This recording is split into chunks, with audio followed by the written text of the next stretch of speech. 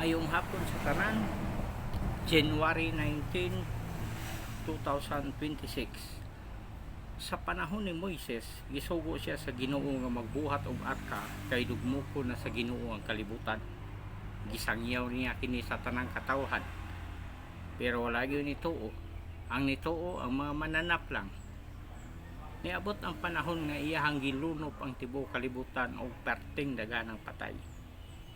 Matag 2,000 years dugmo ko na sa Ginoo ang kalibutan.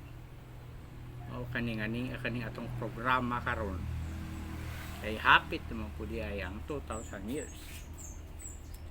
Ang pag-ihap ani sugod sa pagtukod sa simbahan sa Katoliko Romano nga gitukod sa 33 AD didto sa Israel.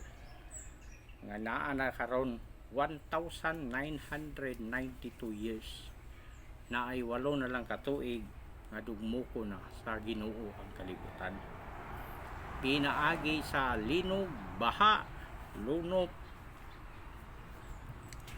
sunog, tsunami, ipo-ipo, virus, ulan og ice, ulan og kalayo, ug bisag unsa na lang.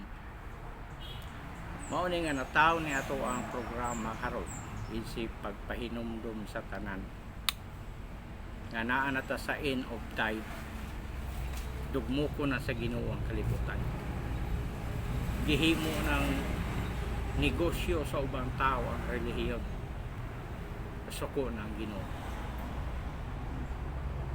I-like and share, daghan pa mo mahibaluan parte sa mga panghitabo karon sa tibuok kalibutan.